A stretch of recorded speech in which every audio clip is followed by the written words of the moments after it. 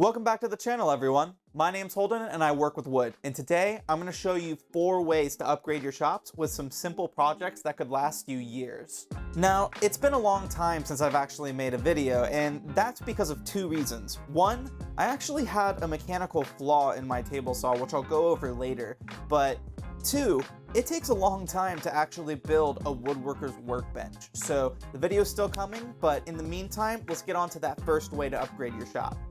So if you're watching this video, you're either friends and family who I'm forcing to watch this, or you're also aspiring woodworkers who are looking for tips and tricks. And one of those is ways to save money. So one of the worst things about woodworking is that it requires a lot of money for the different tools to do different things. And one of those is a jointer. A jointer helps bring one side of the board perfectly flat, but it can cost hundreds and even thousands of dollars. So I'm going to show you how to build this, a jointer jig. It'll last you perfectly fine until you get your tax return back, and you can use that to pay for the jointer instead of the car payment you promised your partner. I mean, gas prices are high anyway. So to build this jig, I'm going to be using MDF.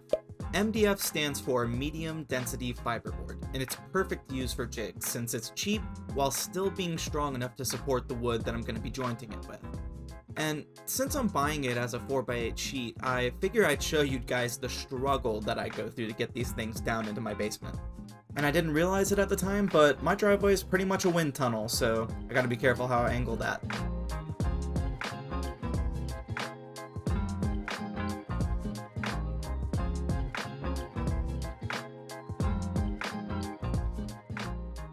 So to start things off, you'll want to rip the sheet of MDF at around 8 inches. I'm going to be doing it with my circular saw because using the table saw on a sheet this big would be a quick way to only be able to count to 9 in the future. Now I marked the cuts with a chalk line, which works fine, but I didn't have a straight edge long enough to make the cut. So I eyeballed it and then brought it to my table saw to rip it perfectly straight. Or that's what I thought I was doing. This is around the time that I realized a problem. So one of the reasons I bought this table saw was due to its rack and pinion fence rails. The rails help to ensure that when I move the fence back and forth, they stay perfectly in sync with each other. Well, as you can see here, one of the rails is loose on the channel, and it's causing one side of the fence to move slightly before the other, so I can never actually make a perfectly square cut to the blade. So I reached out to Skill Support. After a few emails, I sent them the videos I just showed you guys, and they agreed that it was a faulty part, and I wasn't just an idiot not tightening certain screws. So after waiting about 2 weeks, they shipped the new table saw to me and it works perfectly. So back to the jig. After sizing the board, the next step is to cut out the channels. So split the long side into thirds with 2 lines, and then split the short side with about 5 lines. These are eventually going to accept clamps that slide into them. Now take it to the table saw and cut it into lines at about 3/8 of an inch. I'll explain why we're doing that in a sec.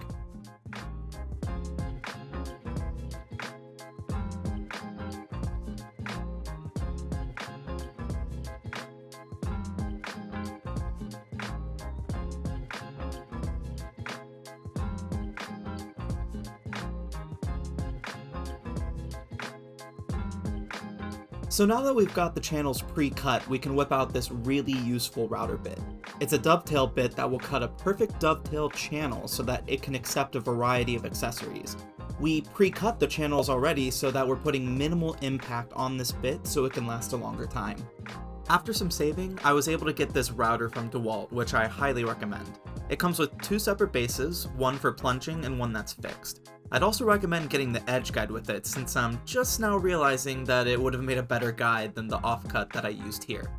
The MDF was flexing a bit, so I had to put in a supporting block to keep it straight.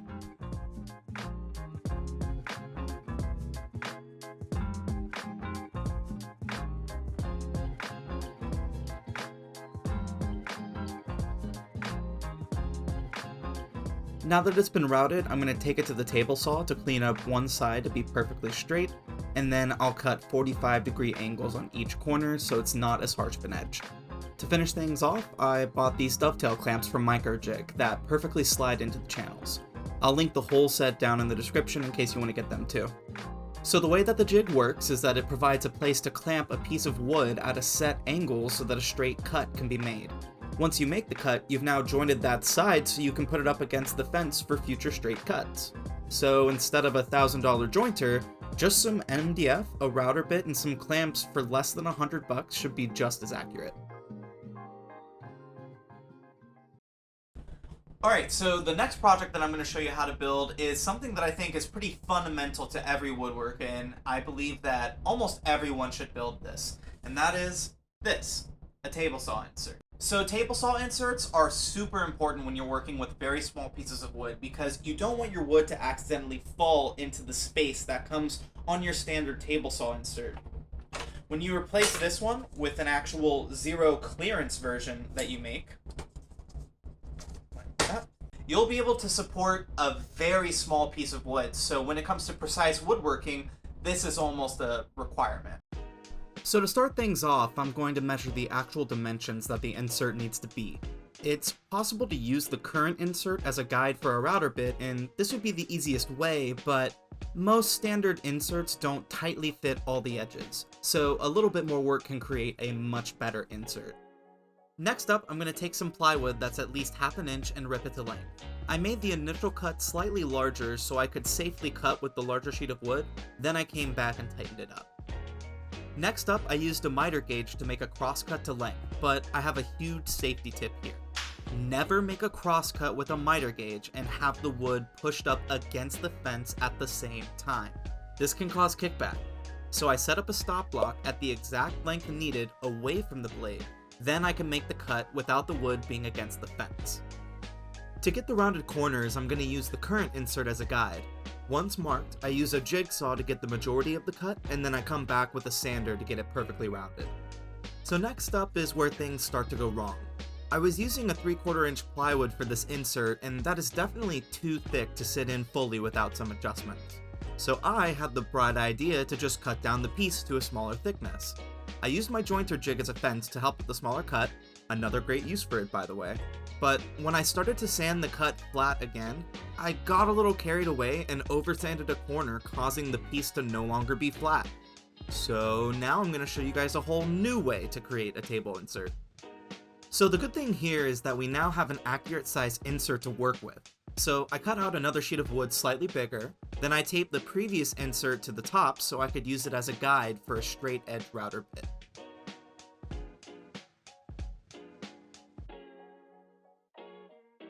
Now we still have the problem of the insert being too thick, but don't cut the board down to size like I did. So all table saws are different and have spots that you need to factor in. Really, you don't need to cut the whole board down. Instead, just cut down the specific spots that you need to with a chisel, screw bit, or something else. This keeps it sturdy enough to support wood without the whole piece being thin. The last part of completing the insert is to cut the blade into it. I clamped mine to the old insert and slowly rose the blade, making sure to apply pressure. This insert came with a back tip that prevented the insert from rising in the back, so I just hammered a nail in the end of mine so that it will also stay down. And that's how you can make a zero clearance table saw insert. Now the next project that I'm going to show you will help keep you cheap as a woodworker, and that has to do with pipe clamps. Now, you can get parallel clamps, but those things run for hundreds of dollars, and a pipe clamp is super versatile. All you need to do is get the end fittings, and from then on, you can actually just get multiple sizings of pipes and just fit these onto the ends of them. So they're a lot more functional. But the issue with these is that when you set them onto your worktop, they roll around and they're not actually held in place. So that's where these can solve your issues. You can set these under your pipe clamps, and with the groove in here, it will sit perfectly flush onto the table without any wobbling. So to kick things off, I'm creating a template in Word. This is a great program for templates because you can size things to exact inches in the top right corner. First, I'm adding in a circle that will be where the pipes sit. Now, I have 3/4 inch pipes, but that is not the actual diameter of them. It's actually more around an inch, but the inner cavity is 3/4 of an inch, so make sure to check yours too. Next up, I'm going to draw the rest of the shape as a somewhat triangle about 3 inches tall and 3 3/4 inches wide. I'm flipping it on the top so that I can save material and time later in the build. Then I'll print it out on a regular sheet of paper. Like previous builds, I'm going to be using MDF to make the stands by ripping the length of the board to about 4 inches, which is just larger than what the stands need to be. Then I'm going to use the same trick from earlier with the miter gauge and a stop block to cross-cut each pair of stands.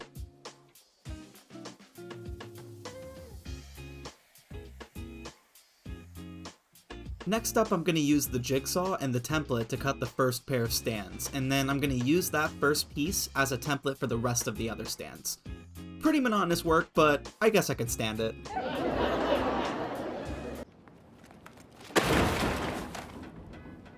Once the stands are all cut, I'll take a 1-inch wood owl bit and cut the holes the same diameter of my pipes. You can use Forstner bits if you'd like, but these wood owl bits also do a great job of keeping the edges clean.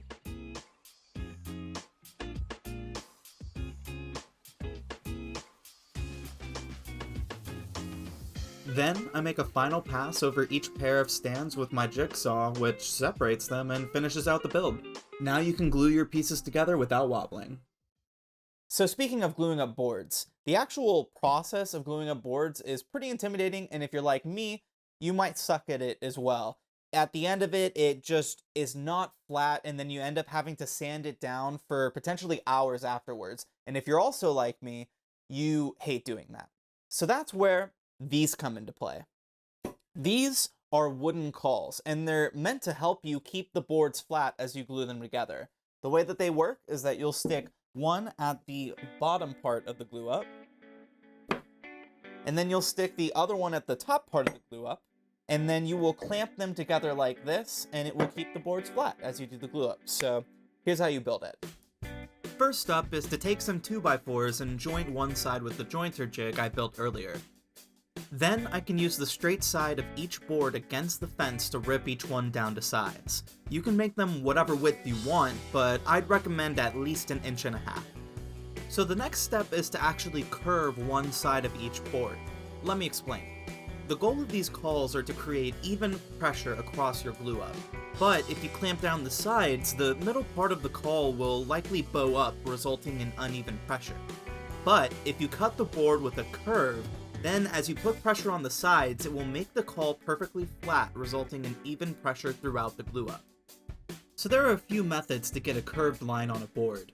The way that I'm doing it is by finding the center point and hammering a nail on the edge. Then I can hammer in 2 nails at the opposing ends and use a thin bendable strip of wood in between the nails to get a consistent curve drawn. Then I clamp the wood pieces down and sanded the ends to match the curved line. If I had a bandsaw, this would have been much easier, but hey, who doesn't love hours of sanding?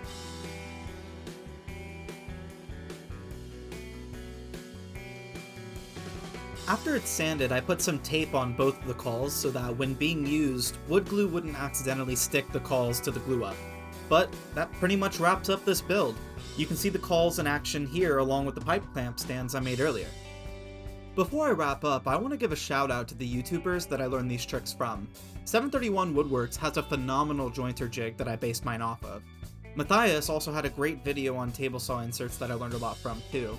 Family Handyman gave me the idea for the pipe clamp stands, and I learned a lot about wooden cauls from Stumpy Nubs. So that's 4 ways to upgrade your shop. The projects themselves are pretty simple, but they can teach some fundamental concepts about woodworking. And I'm hoping to take those concepts into the workbench that I'm going to build. It's pretty intimidating, but I'm hoping to get that to you guys soon. So here's hoping that I don't have to trade in another tool to get that done. And until next time, I'll see you guys when I work with wood.